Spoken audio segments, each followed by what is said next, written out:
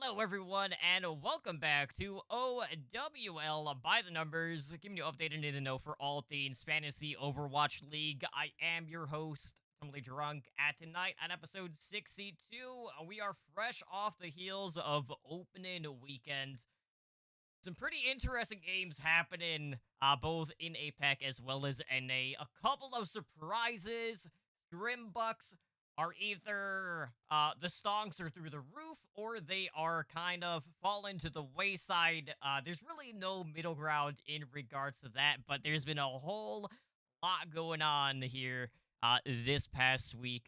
Um, but before we get into the news and introduce you to my co-host, let me just quickly take a moment to thank everyone who is joining us tonight on Twitch for our live show, and of course to thank all of our repeat listeners out there. So as you can tell, it's a typical two-man crew to start things off, as Ramses is always working, for like another 30 minutes, and then he'll be on, he'll fade into the abyss, all that good stuff. But joining me, as always, is my co-host, Editor Ed. It feels so good that we are finally within the season. Uh, Kind of a shaky start for me personally in regards to fantasy OWL, and I would say that kind of also uh was true for Pick'ems this week. But before we get into that, I just want to clarify. I know I sent out the join link for our private leaderboard, and the way that they set it up is really weird, where it's not a direct link to our leaderboard specifically.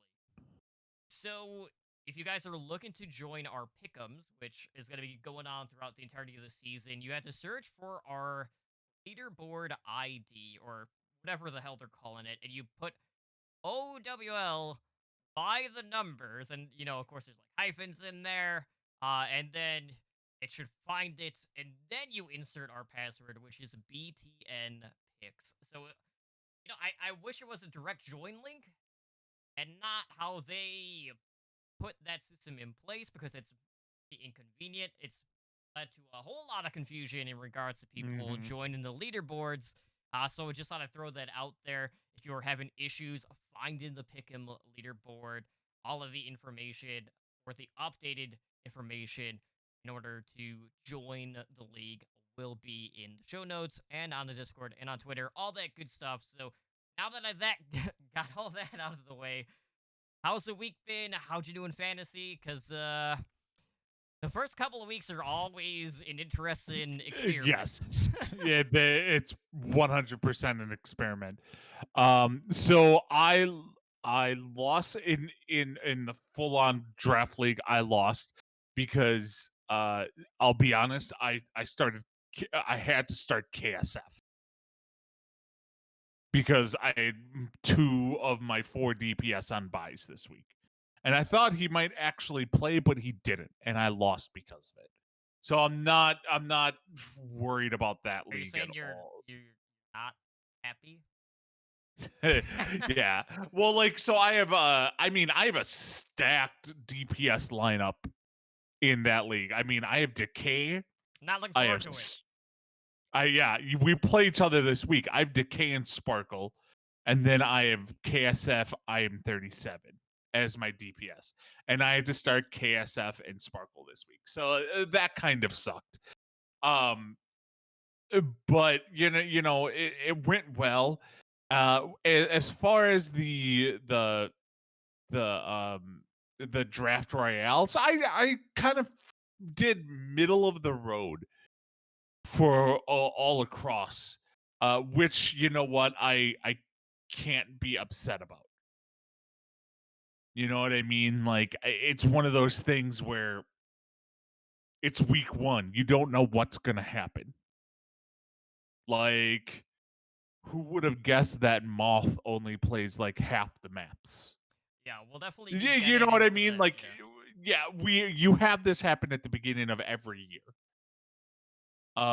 So like now you're starting to get kind of an idea of what's going on, and stuff like that. So I'm sure I'll bounce back. In my pickums, I didn't even I did decent. I'm top 3 in pickums. Right. So I can't argue with that. I don't think really many people outside of the guy who's in first, Plebes, who and Aulicus, who had the Outlaws, uh, generally winning like their games. If you didn't have them, you weren't going to finish at the top. So definitely tune into that stuff. Yeah, absolutely. Like the first couple of weeks are always just figuring out, okay, what's the meta? Who are your point getters? What is the Mm-hmm. rotation going to be? And things like that. And there were definitely a couple of situations where that bit me in the ass, especially in our draft league, because I had started Eileen for the Guan Yu Charge. Eileen didn't play at all, so that put up a goose egg. And I honestly had forgot to set my lineup, so I had a tank that was on bye starting where even if I adjusted one of those two, it would have been a win in our traditional league. But unfortunately, that is not the case. But you know, we've been learning things not just on the fantasy front, but also just with the overall format. Because I was going through and I was looking to update the league links for week 2. Only to find out that we could actually just use the same league ID for our draft royales and it will just automatically refresh. So, it'll keep track in regards to weekly competitions and then it will have an overall throughout the entirety of the season. So, you guys don't have to worry about finding a new link to join every single week. All you have to do is make sure you set your lineup and you are good to go. So, even we are learning things every week, seemingly, when it Yeah. comes to draft buff, which is always nice because it's one less effort on our part, and two, you don't really have to go out of your way in order to find it, which is just so much easier for everyone looking to link up with us as well. Mm-hmm. Yeah, it's definitely nice. Um, eh, you know what? We're learning the ins and outs of the Draft Buff app, and the good things and the bad. Mhm. Like one thing I noticed on our fantasy league, when you put in a waiver request, there's no way to see where you put in the waiver request Or your position or anything like or anything like that. Like I put in a waiver request and now it's like I can't find who I was going to drop for it or like and once you put in the waiver request for them, they get removed from the free agent pool.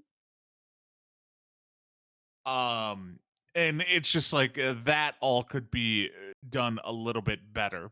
But I think that will just come with time. Yeah, and for those that are unaware, for your traditional draft leagues, the waiver wire is in effect on Wednesdays. That's when all of that stuff will get processed. So keep that in mind Mhm. as well if you are looking to make any changes to your roster moving forward.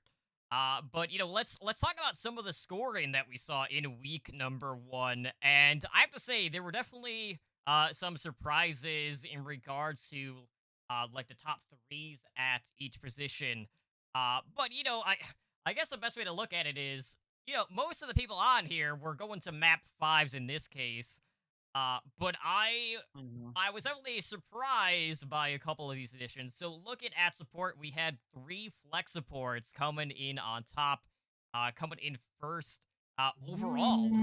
I'm calling shenanigans on that. I don't know if you can call them flex supports because we have a flex support slash DPS. Well, I'm getting to that in a second if you would Okay. stop. Because I had that's a to cut you completely off. different can of worms.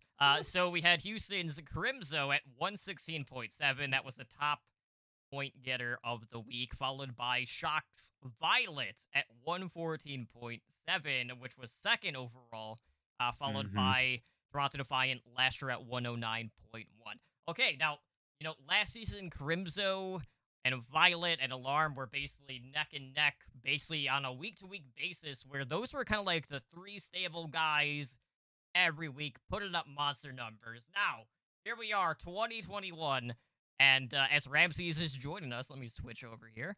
Uh, so, Woo! so Oh what? God. So what happens? Violet comes in and benches Striker. and gets wrecked by Happy. That's freaking Pilot. Don't hit me. All Okay, right. yeah, I'll give you that the team did, but fantasy wise, no.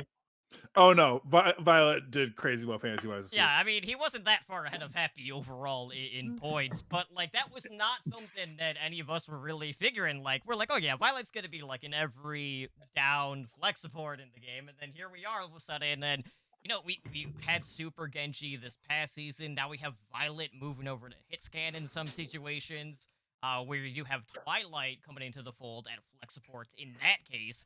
But, this is something that we really hadn't even talked about going into the season. So, I remember when they were talking about it with the commentators, they're like, well, we have a swap over to DPS. It's not really the one that you're expecting. And then all of a sudden, here comes Violet. And he just starts clicking heads on Gibraltar. And it's just like, all right, you were already looking pretty damn good at flex support. And now we got a different look. But I have to ask you guys, like, how consistent of a strategy do you guys think this is going to be? Is this going to be something that we are going to be seeing moving forward? Is this a one-off to kind of like throw a curveball at people? What's your gut feeling telling you here? I'll go first. My gut feeling is this will be a semi-permanent thing because the only reason I say that is because the only time the San Francisco Shock played Glister is when they played when he DPS'd with Violet. He played one map with Striker, I thought. Did he? I'm pretty sure he played that last map that he played Rialto. Rialto? Or Okay, Havana. so Havana, excuse me. the He played map Havana. 6 against Outlaw, so one map. But Yeah. like when Violet was on DPS, it was always with Glister. Mm. And so I think they probably will keep that. Either that or they just don't bring in Glister. Like I think it's going to be one or the other. I think yeah, you're bringing in Twilight to play Anna specifically. But you probably should just stick with Violet on there. I mean, Twilight, I think, might be the better Ana. Could be, yes. Might be the better Ana. I think he's Striker is a better DPS than Violet. Well, and so you have to wonder because it's not like they were rolling and then they were rolling that first game and then they put Violet in McCree. But against Houston, like they were down a map. Yeah, they were down a map. They weren't trying to flex. And I will say this, the one certain thing that I took away from this weekend that is going to be going forward. Okay. The one certain thing, you cannot count on any of your support players to actually play. There were a lot of substitutions. There are very, very, very, very, very few that have nobody else behind them, and that's the only one. Exactly. But like, I mean, you're talking like we talked about this before you hopped on, Ramsey. This is like Moth. Moth only played half the maps this week. Imagine. And I'm like, what? And it's purely because they took Moth out when they played Big F. Bro, and Moth has a decent brig. I've talked about this with other people. How many years are we into the DPay shenanigans where it's like, no, you see our brains are so huge. Mirror is definitely a much better Zarya than Space. Like, really? Like, yeah. Well, I'm not even going to get on the topic of Mirror at this point. Bro, I got bit hard on the Mirror. Mirror's bad. Mirror, like, there's a reason I think they stuck with Bird Ring once like they started performing well against the Fuel. But that's besides the point. I mean, at this point, Jake is a brig one trick. I'll take it, dude. I didn't think we were going to see Jake probably for another week. Like another 2 weeks. I didn't think we were going to see him at all. At all. I thought he was going to be like a coach / in case of emergency break lab player. He was more like the interview person. Yeah. They're going to be in after the fact. You're not going to see the field. And there you go. Well, so, and looking at that game too, I like, if you honestly, before we were pretty able to discern, like, okay, so like DPS for Shock, you can usually start one of them. Everybody else is usually startable before in prior seasons. This year, like Choi's the only one I think you're comfortable starting. Choi and FD. FD God, and even then, Violet. well, and here's the thing: people have made the case, and you have like that. San Francisco has gotten off to similar starts in both of the past 2 seasons, if we remember correctly, where they start a little bit slow coming out of the gate, and then once they gain steam, they maybe lose 1 or 2 games the entire rest of the year. Yeah. It's still I am still trying to I wonder where the recovery is from this because Violet is the best player in the server almost 99.9% of the time. So I understand putting him Yep. on the McCree, but I always wonder if the opportunity cost is that much worse. Mhm. I think you have 4 startable players for the San Francisco Shock. I think FD God is a consistent support player. Obviously Violet. Obviously Choi. And then the only DPS I consider like starter viable Nero. after week 1 is Nero. And who would have thought?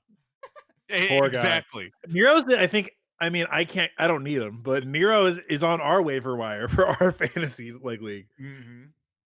He is, and he's on a lot of people's waiver wires because people just didn't know what the hell the Shock were going to do. Like, would you have been surprised coming into this week if Nero didn't play at all and Glister played? No. Like, Not at all. or like I wouldn't have even been shocked if Teo started over like all the DPS on every map because that's just the way the Shock perform.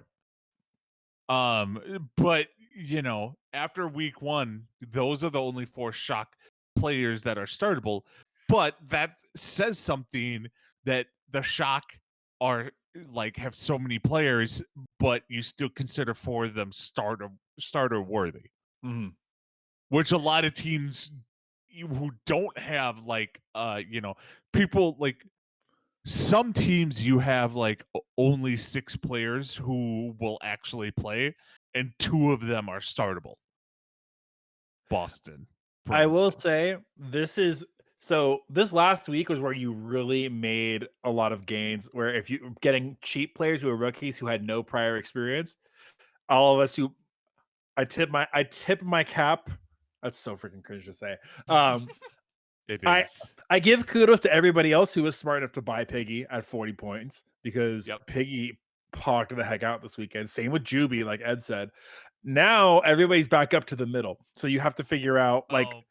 and we'll talk about that in a little bit. Like it's more there's a 2-week primer basically before there is one ridiculously drastic underpriced player. Is it? Oh, I know exactly who. There's two. There's one that you're definitely talking about, and there's one that I found today. Okay, we'll talk about that in our budget in future. In the meantime, are you guys okay? I'm gonna wait a week to actually make that claim, but my favorite is that if you're in the Overwatch League Network Discord, you can go into our Discord and see where people were pinging Totem as soon as Houston won against San Francisco. People were like in her Overwatch League discussion group. People were immediately, hey, Totem, pick Totem. Like, it is a good day. It is a good day. Also, who had Houston the highest? Me! You did have them higher than me? Yeah.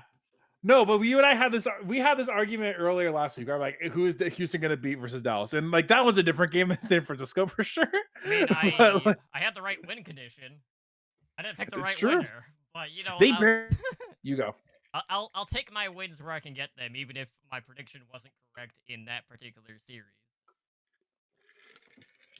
Interesting too, because Houston. So this week was good because we got to kind of see who our starters are going to be for the next 2 weeks because everybody at least has one more matchup. Like Dante and Happy is your main for Houston.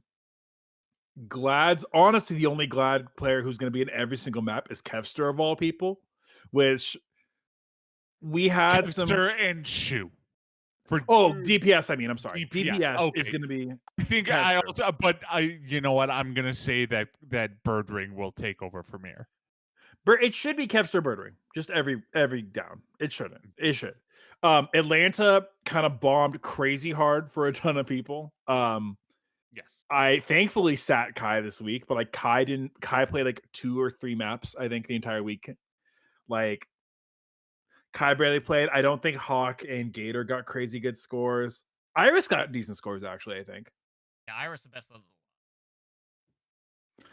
Yeah. And especially if you look over into APAC as well, like Eileen didn't play, I think, all weekend. Chengdu is rotating. Let's not bring up Eileen with Totem here. That's one of my starters who put up a goose egg. But, you know, it's week 1. I'll get over it.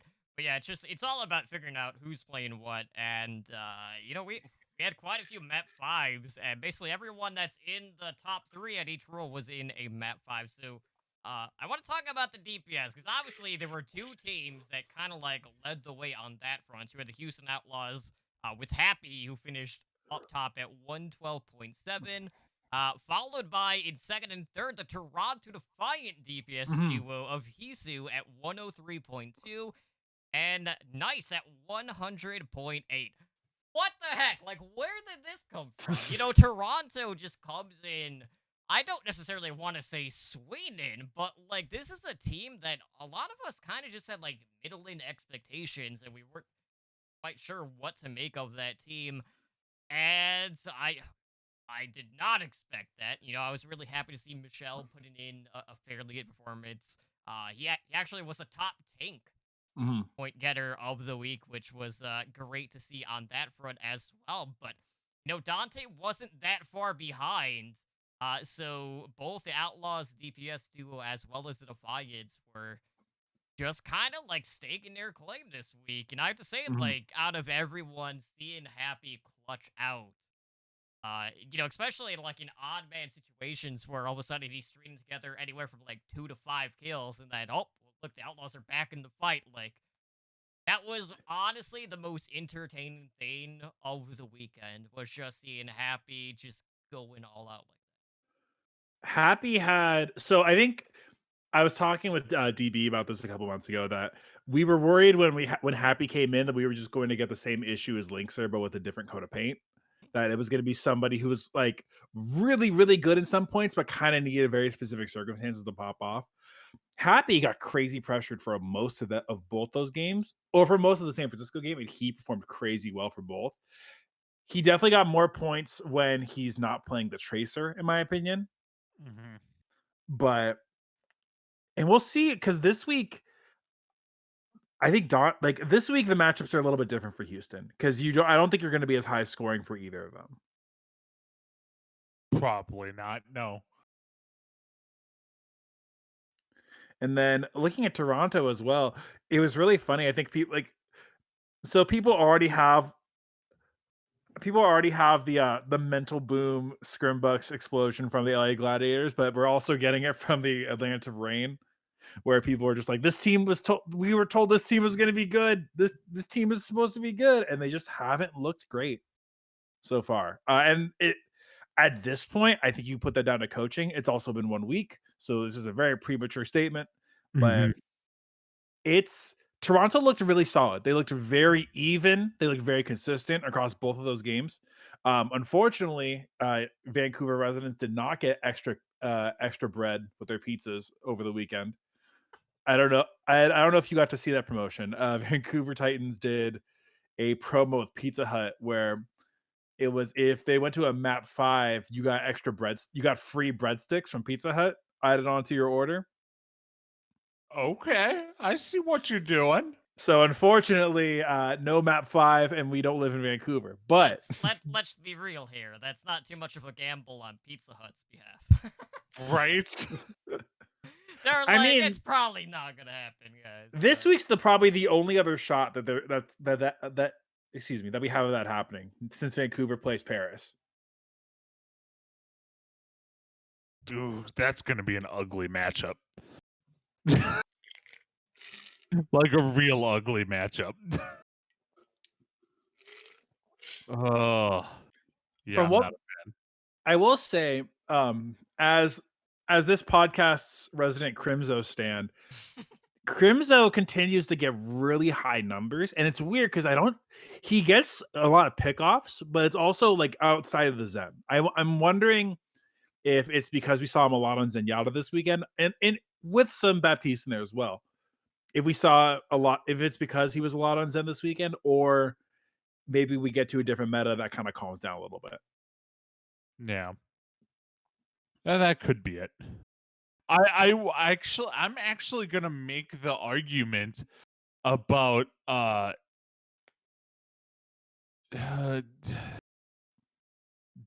Dante being better than Happy fantasy wise. Dante, I think, will be in more situations. I think you're not going to see as many like Well, here's the thing: is Dante did not play all the maps, while Happy did. Mhm. Okay, and then looking at it, Dante was the what? Let's see, the number 5 DPS. So you had Happy, Hisu, nice, and then Iris, and then Dante. So Dante was the number 5 DPS, and he played less maps than Happy. Mm. Like Happy obviously was the breakout star of week 1 of Overwatch League, I think. But Dante performed fantasy wise as as good, if not better, than Happy. I wonder too, like, we know that we have situations where Dante is going to be in the Sombra, and that's also true for a couple different players as well. But you have to factor in like what sort of differential are you seeing like point per minute, because you do have more downtime overall when it comes to just that hero in particular. Because you're not always going to be in the middle of the fight. You know, you're looking to get into the back line, you're looking for a key hack, and then you're just going in from there. Whereas at least like with Happy, like if he's playing the Ashe or whatever hit scan at the time, he's constantly looking to apply pressure unless he is going like on a flank.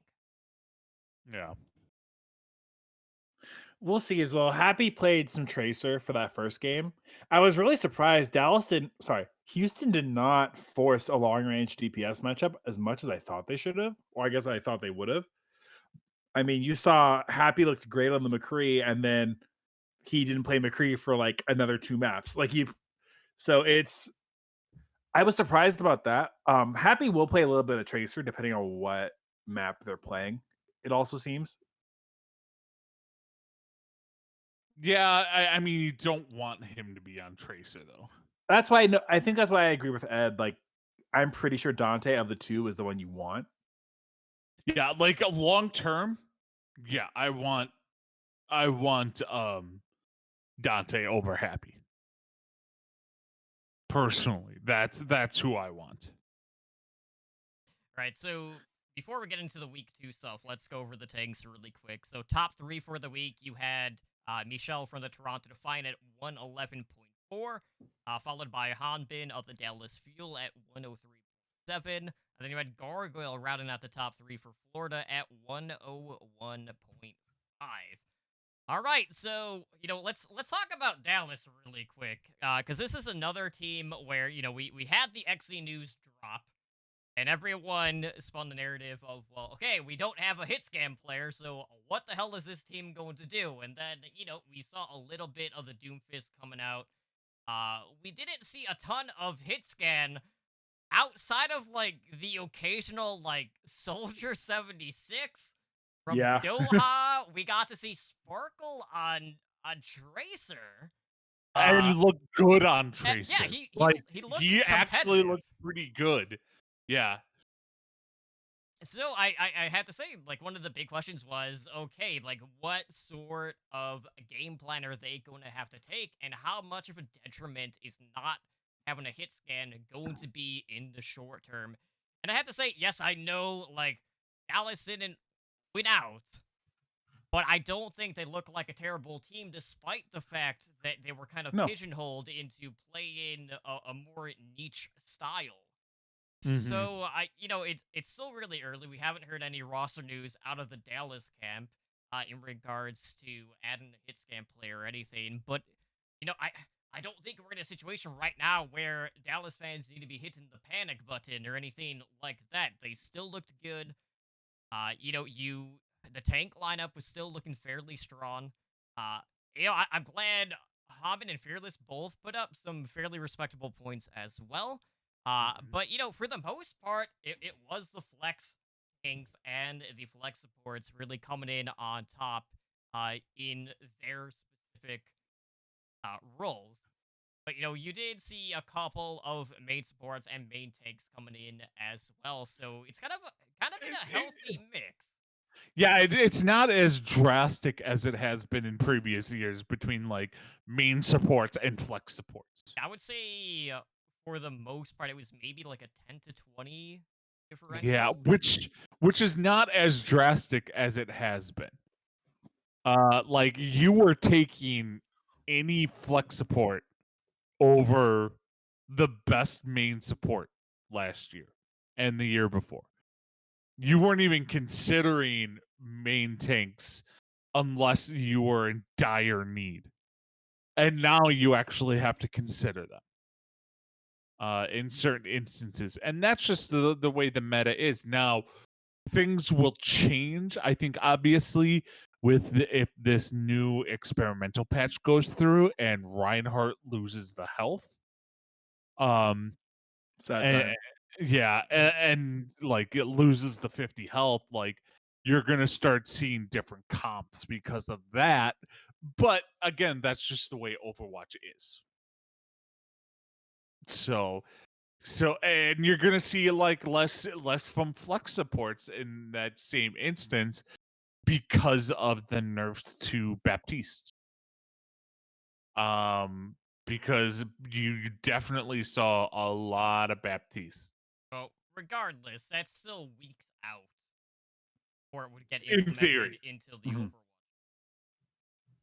It's not like an instantaneous scene where we're going from on live via the experimental patch and going live into the main state of the game, and then usually they try to update the client for Overwatch League as quick as possible, but it's usually 2 to 3 weeks in between then. So more than likely, that stuff probably wouldn't be in until I don't want to say it wouldn't be in until like the main melee It'll probably be like the after, I would knockout imagine. round. Maybe it will be after.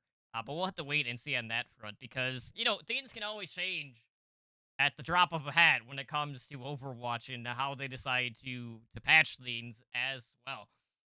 Mhm. So we had week one. Obviously, week one and week two were always kind of like a good opportunity to learn from some early season mistakes, and a lot of it is having to do with split rotations and things like that. We already mentioned Drake coming in to Mhm. return to Brig Jail. And I got a good cackle out of the production, bringing up his tweet from what it was like 2019 with the Ghost Mhm. meta, where he's like, "Yes, finally I'm free from Brig Jail, and I never have to play this character again." Ha! Jokes on you, Drake. That's not the case. That's Um, the only reason you're allowed back on the team. Basically, other than to do the interviews, because he's the most personable person on the roster. That's why he's there. But all in all, like obviously, like in my case, Eileen not playing was definitely something that I'm having to adjust. We had Choice A1 coming in, basically being like the everyday hit scan player for the charge. Also, the charge didn't really look that good either, so there is also that. No. But looking at just the lay of the land after week one, what were some of the things that you guys took away? Because, it's always kind of just kind of easing into it, seeing what people are running, but were there any crucial things that really took you by surprise or kind of floored you in this case? Two things come to mind. Um, Number one, quick thing about Soul. Apparently, Tuyu is the new consistent off tank. No more of the Marvel gesture dance for.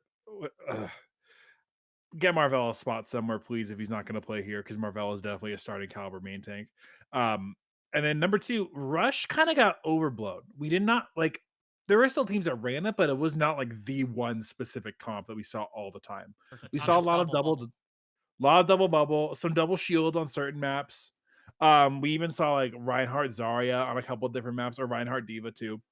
Uh, so Offtake's managed to actually Offtake still had a pretty good like a pretty good showing, but it did really affect kind of what numbers we were gonna get from DPS. I know we were expecting like, and Tracer was very consistent, but from it really affected what we saw out there. Mm-hmm. Yeah, I agree with you. I think the non-rush, the double bubble that we saw was kind of a big like, okay, this is what they're gonna do. I was wrong about the DPS, some of the DPS players switching over to Zarya like we had previously seen. Which I mean I'm not gonna say was a massive. Hey, you weren't wrong for one of them. Yeah, like it's just one of those things. Like we still saw a decent amount of Zarya, we just didn't see DPS players switching over to Zarya, which No. whatever. I'm fine with. The thing that surprised me is the amount of Tracer play mixed with Brig play. To me, that seemed weird because like Brig is a natural counter to Tracer, and I think we all can agree on that. But they're still getting played in the same maps. Well, it's from what I remember, you need Brig almost to actually enable the tracer, because the Brig is pretty much it's kind of the same idea that people have like with the Zen orb just following a tracer everywhere, is that Brig just always throwing the armor pack on the tracers, or throwing armor for their ult. Yeah, it's more enabling the flanking or just being aggressive, similar to what we saw with McCree. Yes. Yeah. Were you guys surprised at how little Zen we saw? Like we saw Zen, but we did not see much Zen. No, and a lot of it was like Brig Zen too, which was funny. It felt. Am I wrong that it was mostly on assault maps? For Zen? Am I wrong? I thought that it was mostly assault maps. Yeah, from what I remember, it was deep there. 'Cause a lot of the control was either straight dive or brawl. Yeah, I'd have to go back and take a peek. It was mostly BAP though. You're right, Ed. It was a lot of Baptiste and a little bit of Ana, depending on what map you're on. Yeah, BAP I think was very much a common support player, and I think like a good Baptiste is kind of like your previously it's like if you had a really good Zen, they could carry your support line through healing and through damage. But BAP I think is better than Zen in Zen's prime. I think right now BAP is better because you can pump out that direct healing while also pumping out DPS numbers. Like you can pump out massive healing and then also put out the DPS numbers. So like I think unless there's a nerf to BAP with the experimental change really just screws with it, I think you're gonna find the best teams are the people who have the best BAP players. Yeah, and on And I like think the high that's end, gonna be critical. right? On the high end, your top BAP players were primarily like 65k to 70k healing overall. And obviously, like the damage output isn't going to be to that extent because usually it's like a 1 to 2 when it comes to damage to healing ratio, more times than not. But Mhm. that's gonna be a common thing to look for, like who is playing BAP in most of the situations on these teams. And for now, like the Flexiboard is definitely the way to go. Unless you're maybe looking for a budget option where you are gonna have a couple of main supports that are on the lower run of the ladder. In that case, Yeah, and if BAP is really going to become like the mainstay, then you are kind of destined, and this hurts DPS. It really does. Is you are kind of forced into the Mei. Yeah. Because you need that wall to block out the amp matrix. You need to have that. So like, and that will hurt your DPS players if they're forced on to Mei, because Mei is not pushing out those numbers that you're normally used to. So if BAP stays super dominant, and you're gonna start seeing Mei players come in on every map, and then you kind of probably want to avoid the Mei players. Well, and good point on Dante too. Dante played May on 2 or 3 maps in a row too. Mm-hmm. all right. That so was that was just a weird. Everything with Houston was just weird. Let's be real. but it was entertaining nonetheless. Let's look ahead to week 2 because we do have some new teams. Well, new teams actually playing this week. So we already get our first look at the Paris Eternal, the London Spitfire, the Boston Uprising, Washington Justice. I think that's it for the NA side, and then moving over to the East, we get to see the debut of the New York Excelsior, the Hangzhou Spark. And yeah, that's it, because there's only a couple of East region matches this week. It's Mhm. heavy NA, so okay. The Paris Vancouver game probably not going to be the most entertaining. I'll be honest. Like It's going to be total crap. it's Uh, going to be a little rough around the edges, but It'll be crap. That being said, I have starters in that game too. that's You good to know. would. So like out of these teams, like who are you guys looking at potentially starting with fantasy? So Ramsey's like you already kind of tipped your hat in this case.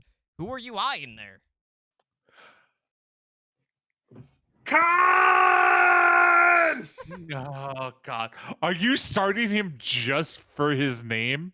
I might be. Also, when you look at like what, so for what I think I have Khan as a normal starter in that. I'm just trying to make sure I'm on top of stuff. But when you look at the teams this week, there's a lot of the lower level teams who are playing. Or I guess it feels like it's split because this last week we saw a lot of teams that were like what we consider to be at the top of most people's power rankings playing. This next week we have a lot more of what people consider to be the bottom half of that. So Boston's playing, not Dallas, I'm sorry. Boston's playing, Dallas is playing, but they're not in that equation. Washington wasn't in that equation, but Washington's playing this week. Both Vancouver, Paris, and the Spitfire are all playing. So when you get into those nitty gritty ones, I kind of tend to pick cheaper players on that so I can splurge on DPS. And then I ended up having like 20 coins free for that Royale, so I'll probably go You back need in. those coins to spend 89 on Decay or whatever his price Oh, is. I did. He's I did spend 89 on Decay for sure. He's definitely at the. If he's not at the max, he's like one under it. So Decay, of course, I'm not going to miss on starting Decay. Khan, someone I like starting. Molfig, also on the London Spitfire, somebody I have an interest in. And these aren't more because I think they're going to get crazy good points unless they're playing Vancouver. It's more because I think that they'll get decent points enough to justify paying $30 on them.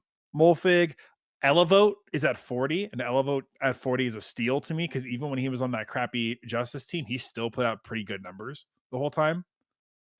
The other one, so it's tanks and supports for those ones. I don't have a ton of faith in DPS. I might, if you're feeling risky, you might want to put Oni God in there just for that matchup against the Vancouver Titans, but it's not something I'm gonna like heavily recommend. Ed's shaking his head at me right now, Ed. What are you gonna say? Dalton. Dalton? Dalton. Dalton? Here's the thing. Dalton? When you're looking at like budget players, okay, he's fairly low and he's played every map. Like, he is the one DPS player for the Titans that plays every map. So you have a DPS player that's cheap that is guaranteed to play every map.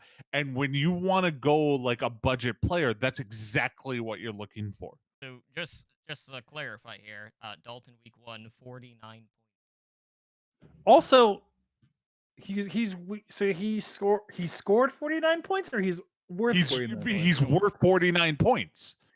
I'll do you one better. Oni God is only worth 40 points. And is he starting? Can you tell me right now? Right now, he's starting every map. I'm gonna check right now. Because they haven't played at all. Yeah. So your only hang up is if Tsuna comes in, which we're seeing a lot of Tracer. So there's a decent chance that Tsuna plays. And how much is Onigod? 40. Okay, because Dalton went down to 45. Yeah. So you have a guaranteed 40 of someone for 45 who's going to play every map, or you can pick someone who's 40 who might play all the maps, which you don't know. I would pick Elevote and Khan as my starters on Paris way before I would get Onigod.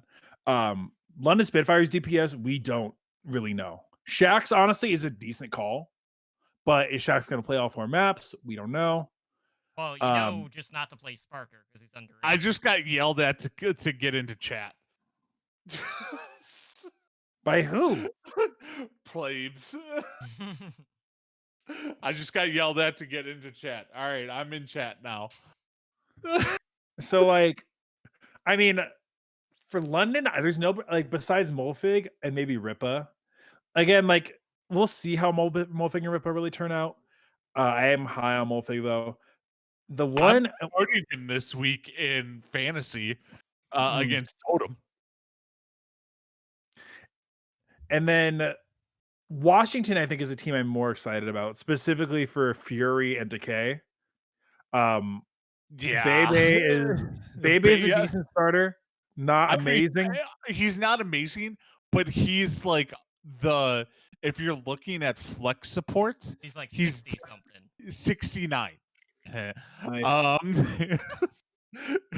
He's 69, so he's like at the bottom of the I guess what you would consider like the top end flex supports. Mm-hmm. He's at the absolute bottom, so like he's a good pickup to have, like, because 69 for a guaranteed flex support is a good price. You know what's an even we haven't gotten there yet. I'll sit on that for one more. I'll sit on that one more. But this week will be a little bit more low tempo, I think. We actually should talk about. So you were very high on Fielder this weekend, Ed. You were extremely high on Fielder. I love Fielder too. They didn't play him really on BAP. And I'm like, what the hell? Like, Fielder had the best BAP play of season 3.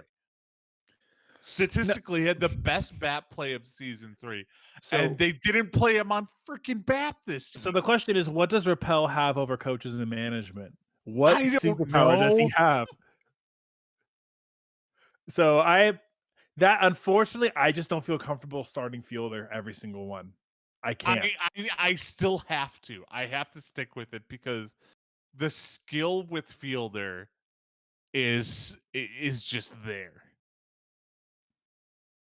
Not to mention, I took him in the second round. Yeah. I took Kai in the second round too, dude. Don't feel bad. yeah. That it probably will come back to bite me in the ass.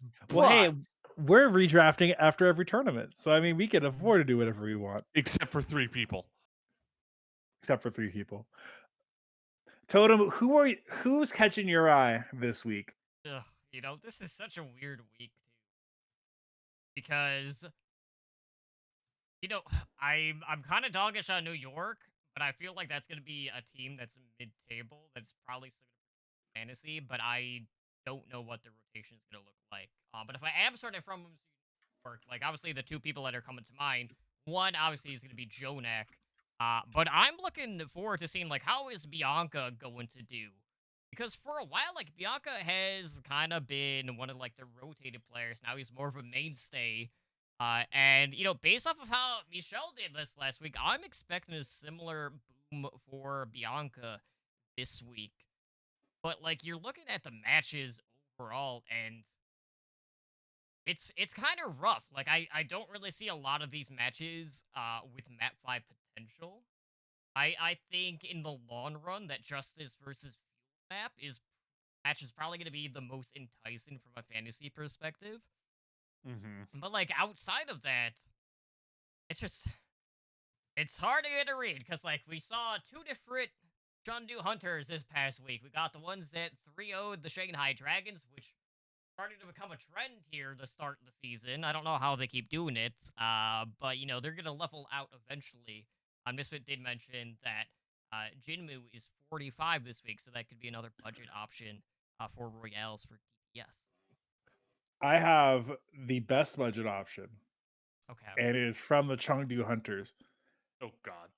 Monk, 20 points. I know I definitely started him in at least one of the. Monk is 20 points. Mm-hmm. Also, we cry sad tears for everybody who drafted Faraway 1987. It was Sad. 65.1 his point production on 20 currency. So That's also looking at New York too. New York is kind of interesting to figure out for DPS. I feel like Ivy's the one I feel is consistent is going to start there, but like between Feather and Guangbun, I don't really know who else is going to pop in.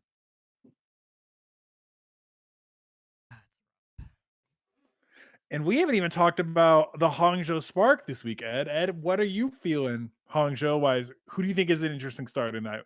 Gu Shui. I honestly think Gu Shui is probably the most interesting start on that team. And that is because you're starting to see a lot of monkey. And that is what Gu Shui is known for. Gu Shui is the monkey man. And with main tanks pumping out actual, like, real, like, fantasy numbers, I think you could really see Gu Shui pop off this week. My concern there is more so, okay, the Spark are like one of the only teams operating with 12 players right now. What the hell is the split going to be? Mm-hmm. Because I honestly don't know, because I can see situations where Bernard would start over Liege in this case. Liege has a better Sigma probably, but Bernard has a better Diva. So it's just like I just don't know how to feel about this, because this is still a team where, okay, Godspeed had kind of been like the staple DPS player. Architect hasn't really lived up to his potential at the DPS lineup, and then they bring in other DPS outside of that. They picked up Shy, got Suomin Su as well. Like, is that a potential DPS player that we might see on the Zarya? Mm-hmm. Who knows? He did in the past, but, it is 2021, and stranger things have happened at this point. But the Spark right now, I feel are too much of a gamble to really start anyone until we get a feeling for what this team is going to do, because they could very easily fill out a Korean roster or have most of their Chinese players in, since you have like a 5 and 7 split in that regard on that team. Yeah, like I would not personally. I would not recommend starting anyone on the Spark this week. I don't think it's smart to start any of them. Mm-hmm. There are some great starts this week. You mentioned Monk from Chengdu, who is 20 points. That is one of the two phenomenal budget starts of the week. Ramses, do you know who the other phenomenal start is? He's a tank. Is it from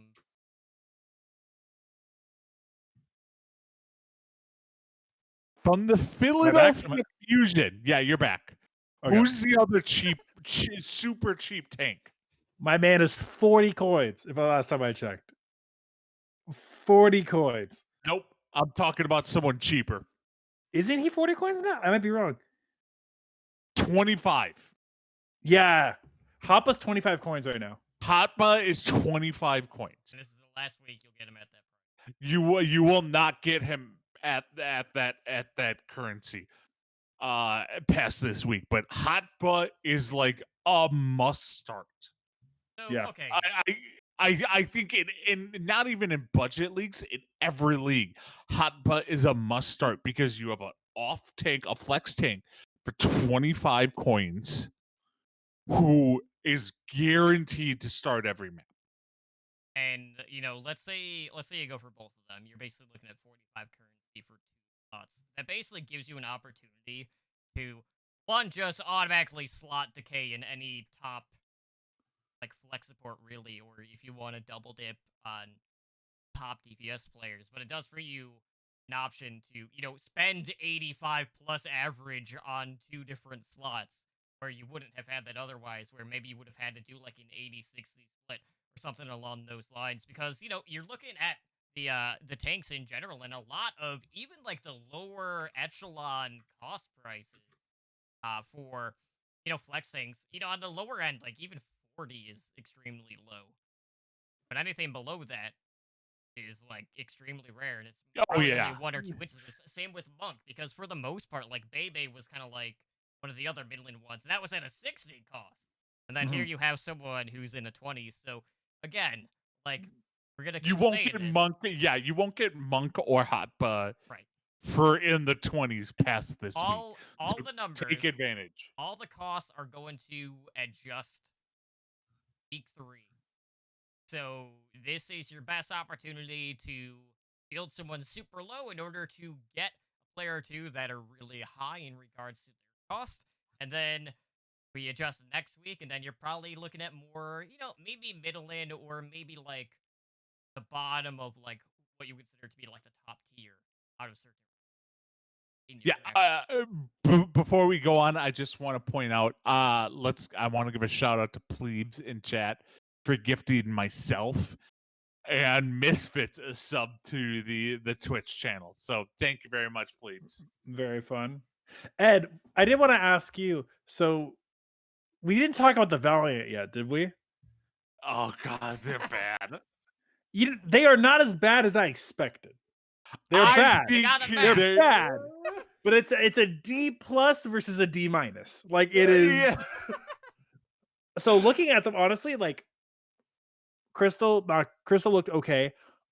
Molanran looked pretty like, and when I say it, he looked pretty good. I'm not saying he lit up the world, but like he was at least in the kill feed, like here and there, like pretty regularly. Molanran looked pretty good. A big asterisk around that. And Shou Cheng also looked pretty good as well. You just can't take any of the players from the What? What? No. Ednar. I have someone to introduce you to. His name is Ednar from last week, who said, please, Crystal, my kingdom for Crystal and Wea, please. Well, okay, yeah, yes, in a budget league, you could probably take them. Budget's the only one. In a budget league, no, you would not take them. They won 1 map, and that is considered a victory for them. Okay, they lost 3-1 and they lost 3-0, and that's considered a good week for the Valiant. Like, you cannot trust any of them unless you're in a budget league and you take one of them because they just happen to be at your coin cap for that position. So it's like I'm not gonna recommend anyone from that team to start unless you're in a budget league, or if you're in like a straight up normal fantasy league, you draft one of them like a Crystal as like a sleeper and you stash him on the bench. Like Totem, you have Crystal on your fantasy team. I do. Are you gonna start him outside of everyone else you could start. Okay. Everyone else you could start is on a bye, and you have no one else to start. Well, okay, so I have a DPS in waiver. That's besides the point. But like my other DPS option was So you have Nero. it's You're number one on the waiver wire, dude. You're taking Nero. absolutely because I put him in immediately after I saw it lean. I put in a request for him after map 1.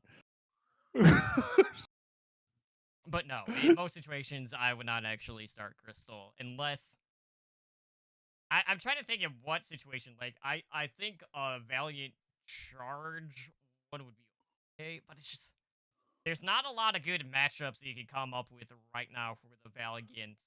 But maybe longer into the season, once they have more reps in, maybe my perspective on that team just slightly from a fantasy perspective. Once they do have a little bit more cohesion, but just right out of the gate, it's definitely a hard sell on that team. Yeah. Well, and we'll see too because we will get into an option. My dad. I said hi. gotta wave at your dad in the background. We are going to get into territory at some point where you have to start them because you have nobody else available on your bench. That is true. Like it's like it's another one of those in case of emergency start a Valiant player. Gotta wheel Did- back. Did Ramsey's dad drop off his mail dropped off his mail, or did he do laundry for him and was dropping it off? My mail. Ed, I was thinking about something actually. All right, Even though I'm late by 15, 20 minutes, I've still probably been on the show more than you have No. for total minutes. No, you haven't, because here's the thing is about last year, about 30 minutes into every show, your room got pitch black and nobody could effing see you. So you technically weren't on the show. Recorded time, Ed and R. Recorded time, Edward. Anyways, now that Ramses is slowly fading into the abyss, but you can still hear him, so he is present with us. Let's look ahead to some of the matches that we got for week number 2. Let's start off with the absolute banger of Paris Eternal against the Vancouver Titans, which we're assuming is going to be complete dumpster fire on Friday to kick off the weekend. All right, so we haven't seen Paris. What we saw out of Vancouver, not that good. Obviously, Yep. Paris, EU roster, they completely retooled. A lot of pressure put on Avala during the offseason. A lot of flack going along with that due to her basically handling literally everything. Who are you guys picking in this one? Because, I'm looking at this and I'm just like, I am going to pick a team, but I'm not going to feel good in either situation. I'm not either, but I'm going to make my prediction. I'm going Paris 3-1 over the Titans. And the thing is I would not put one penny on that bet. Like, it's one of those things where Paris could win 3-0, could win 3-1, could win 3-2, could lose 3-0, lose 3-1, or lose 3-2. Like, there is literally nothing about this matchup that intrigues me or would surprise me. Or that I give two shits about. So just to rephrase this, in a betting situation, Ed, this is the Monopoly money match. This is the, you know what? I got real drunk and placed a bet. Like, that is what this is. It's just like I got real drunk and it's like Paris 3-1. That's basically what it is. All right, Ramses, what are you thinking? You got tipping Eternal or the Titans? I'm tipping Eternal, not by much. Only because we have less film on them. I think is really what, and even then we just have less owl film. I really want Paris to do well. I still have my Paris Sparkle jersey, so maybe it's something related to that. But like, I I want Paris to do well. I want Lynx to do well at the same time, but I think Paris edges it out 3-2 or 3-1. I don't I think it's a like good game. that's the thing is I could give two shits about either one of these teams. Just- Like I don't care about anyone. Like Vancouver is a team that's throwing. Ever since they got rid of Runaway. Runaway, and Paris is almost the same way. They traded away their best players and their coach. And I'm just like, I don't care about you at this point. Like, this is the battle of the two teams I care about least in the Overwatch League. Like, I don't even think I'll watch this. Oh, it's on Friday. I probably will check in late to this game. I will probably watch Falcon and the Winter Soldier a second time over this match. Misfit saying that match could be worse than the Outlaws Uprising match from last year. You know, that's definitely the vibes we get right out of the gate. It also could be the closest match in Overwatch League history. Like when you have those two shitty teams going against each other and neither of them perform well enough to win, and they just keep going to like map 6. Like you just don't know. But I have zero interest in this game. Yeah, I'm gonna dub this one the sponsored by Tylenol because you're probably gonna get a headache watching it. Mm-hmm. That's my pick. But I did too also tip Paris 3-1. Titans were definitely rough to watch last week. And you know, I do like the whole Titans meme of Fire Wolf, and you know everyone's just like, guys, it's only 1 week into the season, right? Like, I mean, that's enough in itself to be its own win. But you know, Titans are definitely rough around the edges. But let's move over to APAC because we got a very intriguing matchup on Saturday between the Chengdu Hunters and the New York Excelsior. All right, guys, here we are. Entering week number 2. You know, you take a look at the APAC region. You have the Fusion going 2-0, dropping 1 map. And you have the Chengdu Hunters also 2-0 with a 6-1 map record. And, you know, like, part of me is just like, whoa, hold the phone. Like, this always seems to happen where, you know, Chengdu come out and, you know, they pull off a major upset in week 1.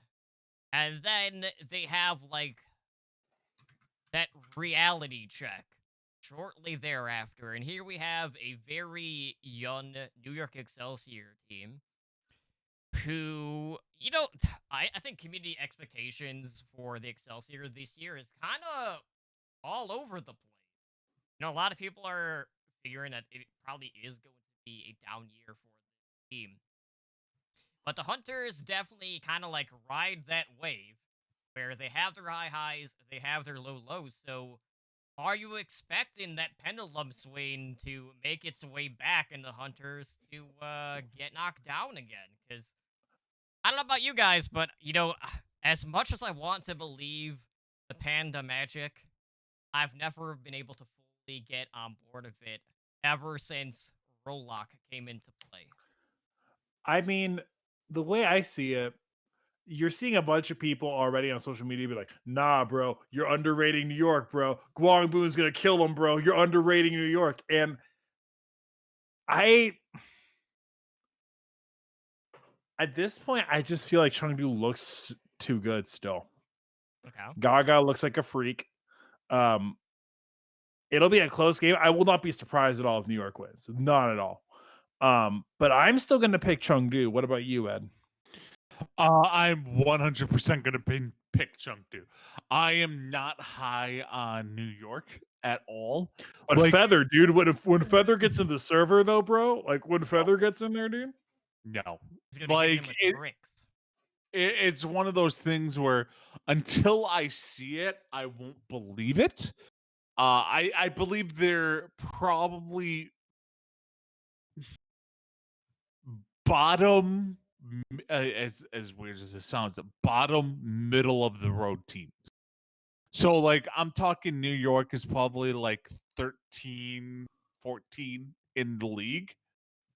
And I think Chengdu is above that. Okay. And people are like, well, they have Jonak. Well, I'm like, well, that's one person. You have Ivy, you have, and then you have a bunch of you have Bianca and Yakpung, but it's just like Bianca and Yakpung have not proven themselves. Ivy has been hit or miss, and then you have Jonak, who has been really good on Zenyatta and Ana, which are two supports who are not in the meta right now. So it's one of those things where I'm like, I have zero idea, but I'm not high on New York. I'm So- expecting more double bubble out of this team. That way you Mhm. do have Jonak on the Ana with Yakupun playing obviously the Winston in this case. Yeah, I was surprised they didn't bring back Nene, but that is beyond the point. I'm still picking the Hunters to go 3-1 on this. All right, well, let's move into the NA side on Saturday. We have Washington Justice going up against the Dallas Fuel. All right. This is going to be an interesting match. Obviously, like right now, Dallas still trying to figure out what their identity is as a team without a quote hit scan mainstay.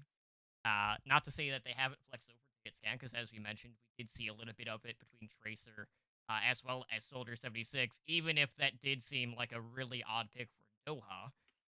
Completely besides the point, but their tank lineup looked pretty good. Their support line looked good. Unfortunately, they just kind of got out-muscled because they didn't have that same amount of flexibility this past week. But Sparkle still looked fairly good on the Tracer, and he was really competitive against some of the better Tracer players in the league. And of course, Washington coming off this season where they turned a lot of heads late with the addition of Decay. We got more firepower in the DPS rotation. And depending on, maybe how you're feeling about their support line, maybe an improvement there with Bebe. And then you have Fury coming over, and it's just like, all right. I feel like this one's going to be off to the races where, like, if I'm talking hype level this weekend, like, this one is probably off the charts compared to all of the other matches. I don't know how you guys are feeling about this one. Mhm. The pure anger, like the pure Sith hatred and anger, I think that's going to be coming out of Decay. Hmm. Is going to be fun to watch. I really wonder what they run for DPS along with Decay. If we're going to see a lot of Assassin, maybe Jared gets in there too. This would be cool. I am predicting we will get burnt by Rhea playing at least 2 maps this weekend. Yeah. I think Rhea plays at least 2 maps this weekend. Ed, what are you thinking? I'm thinking that Tuba will play at least 2 maps this weekend. Just depending on what they do. I like the Justice over the Fuel in this game. Just for the simple fact that while the Fuel look really good, I think they're still hurting from no hit scan. And that is detrimental. Like they could play as much as they want, but if they get on certain maps, if somebody's like, well, I'm gonna go Farah, they're screwed. And you kind of saw that a little bit this weekend. Like you know what, when the Fuel played the Gladiators, it's just like the Gladiators went with Farah and they only played it for control on Lijiang Tower, and it's just like, why not play it more? Because they have no one to contest Farah whatsoever, and stuff like that. So I think the Justice might take this maybe 3-2, maybe 3-1, but most likely 3-2. I think it's going to be closer. It's just the Justice have gotten so good with Fury, and you know, if Fury, you have Meg, you have Rhea, and then you have Decay 2 with Jerry, and then you have Baby and Closer. on the team, and it's just like this is a very stacked team. Very stacked, and it's like yeah, maybe Rhea comes in for a map or two, or maybe Tuba comes in for a map or two, and it's not detrimental. So I'm going with the Justice on this one. Yeah, for me personally, I want to see Assassin seeing the stage this weekend. I don't know if it's gonna be more control, um, but I want to see the double bubble, put the K on Tracer, have Assassin in on Echo. And I have to say, like, that was another thing that kind of surprised me. You could really kind of see the amount of time the Echo players have been practicing their primal rage mechanics. Mm-hmm. Because that definitely came into play this past week, just, from an observer perspective, which is cool to see. But, that's a period I personally want to see. Of course, like, the Jerry meme is going to live on. And we have seen a ton of McCree play. It's just, what sort of Jerry are we going to see now that he has more of a team built around him? Is his consistency going to play off here, or is it still going to be highs and lows in this case? So I don't know, but personally, I want to see Assassin. Obviously, he's one of the runaway departures from this past season. And I think out of all of the DPS lineups that Washington could come out, that's going to be the one that I just have more personal investment in the long run. But I do agree with you guys. I do think the Justice are going to be favored in this case. The Fuel are still going to be a very competitive team, and they are going to play a lot of teams extremely close, even without a hit scan player in their rotation. It's just a matter of whether or not they can find the style that fits them. Like, will we get to see that hack fist that I've been waiting to see from that Element Mystic Core? I don't know. Like, we've only seen glimpses of the Sombra so far, even with Doha. But all in all, no, the Fuel are looking good, but not the easiest way to open the season, unfortunately. Yeah. I will also say this, as weird as it sounds, Assassin's not listed on the Overwatch League's page as being a player. Really? Yeah. Like, if you go to the Washington Justice page for their roster, Assassin's not listed.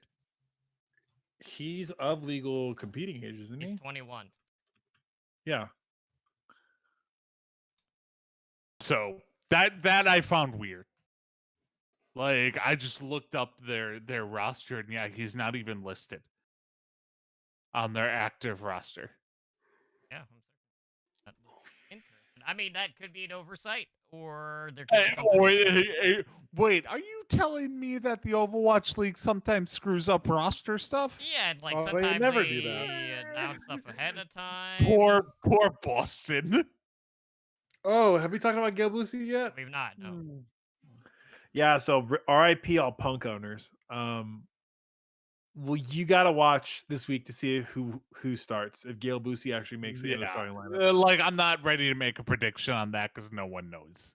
Yeah. All right, so last one before we wrap up the show for tonight. We have the Houston Outlaws going up against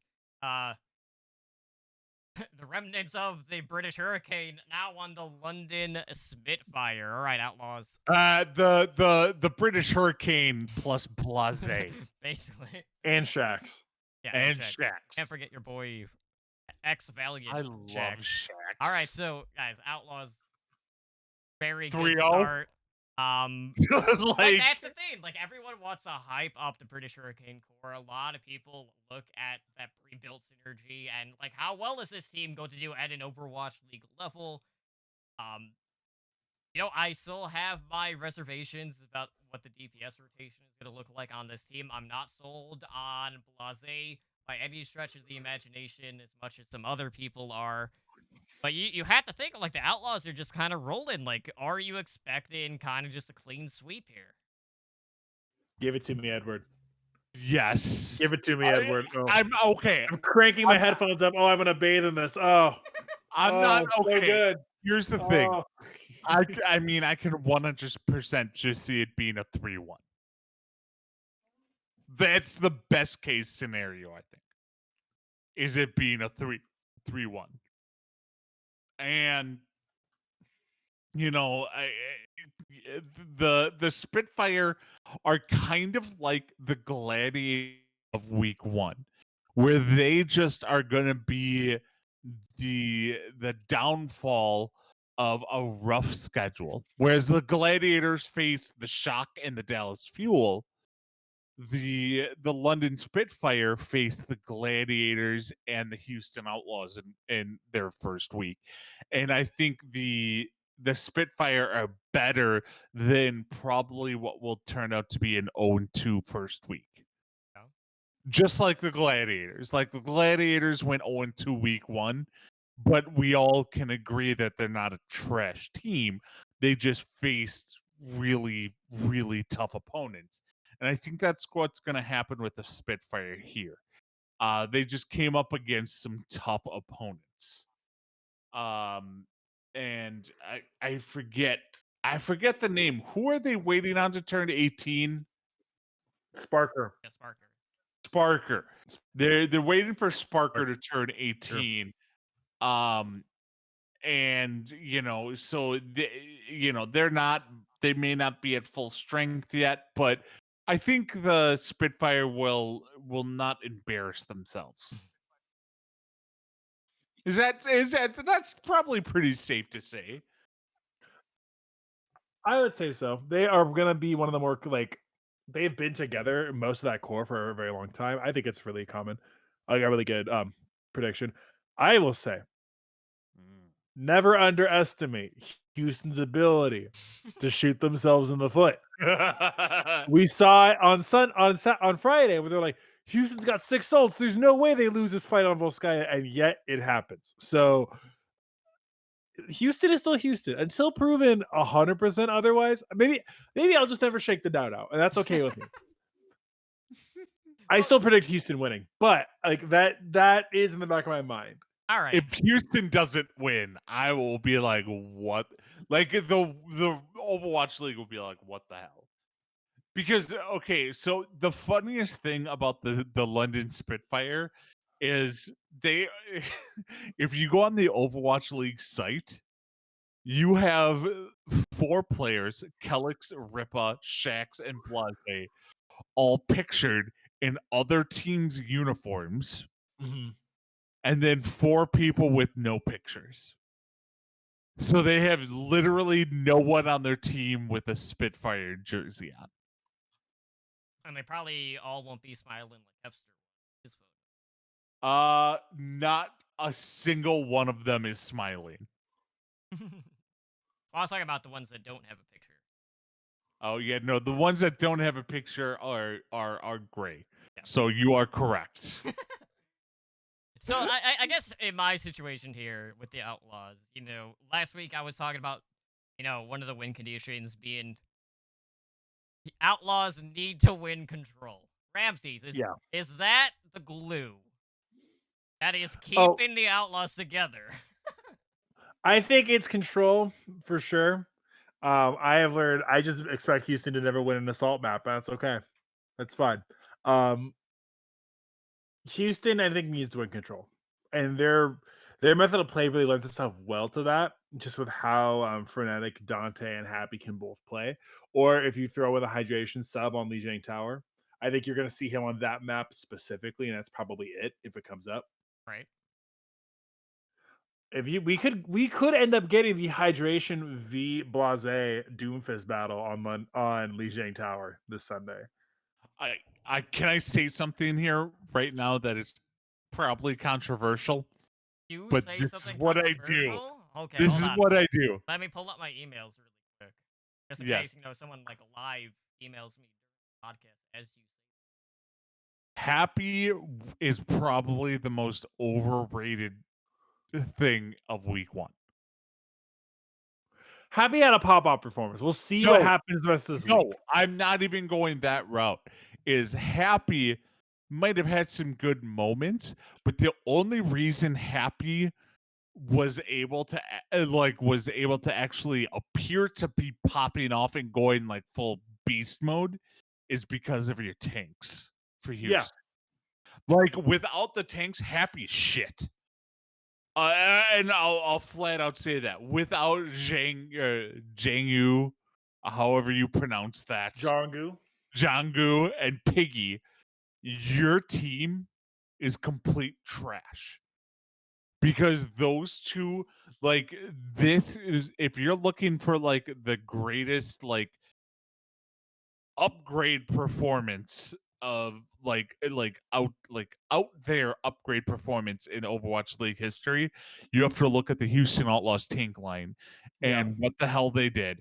And I don't care that Happy popped off. Happy only popped off because of the tank line.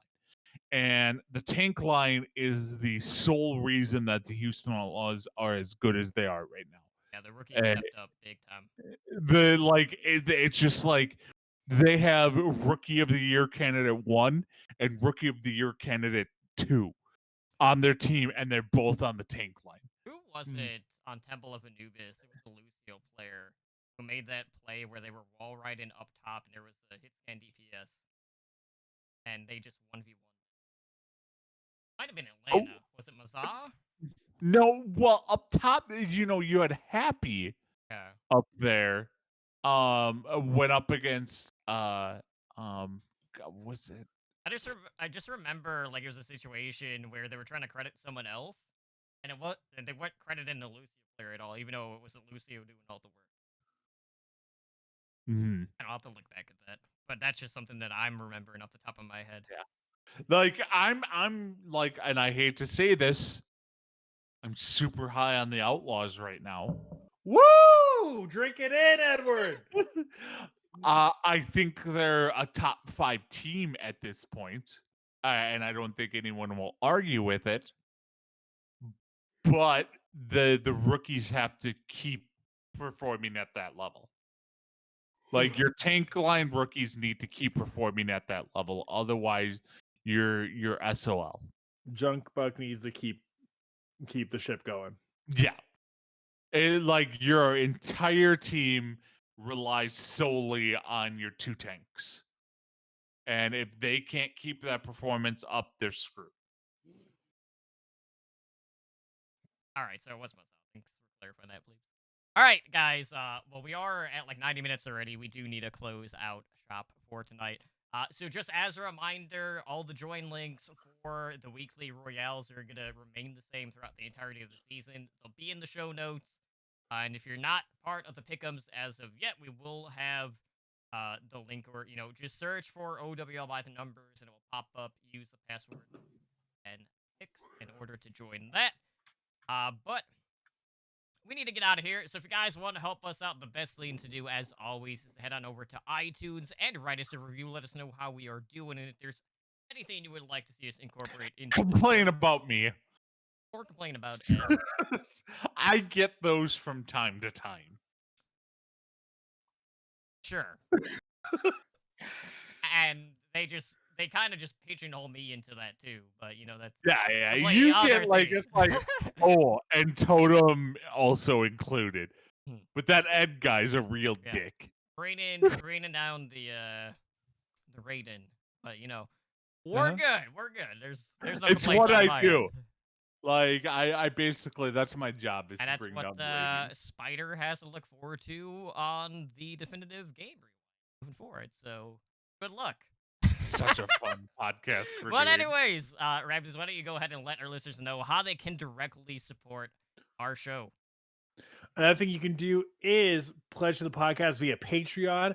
Every little bit helps. Keep the lights on, keep distribution costs working. Keep make sure- your lights on. Oh, I live with mommy and daddy. I'm fine. Okay. Tier start at just $1 a month, so it's super easy. And you can find all the info at patreon.com/OWL network, where you too can join the likes of our master, and above patrons, including Daniel, Owl, and Kasha, in helping our Kesha. network grow. It's an A, Edward. It's Kesha. It will never not be Kesha. It will never not be Kesha. Maybe I'm going to tweak that later. That's besides the point. See, maybe if I just correct it, he'll just read it off like Ron Burgundy, and then he just won't even notice. I'm Ron Burgundy? But I will read out now how you can actually contact us. You can reach us through email at contact@owlnshow.com. We are on Twitter, and that's at OWL by the numbers. We do have a website, and that's owrecall.com. We have a YouTube channel at youtube.com/Overwatch League Network. We do have a Discord channel at discord.me/OWLN show. And then we do stream live on Twitch at twitch.tv/OWLN show, where we are a Twitch affiliate. So help support the show by subscribing to our channel and earn our network emoticon.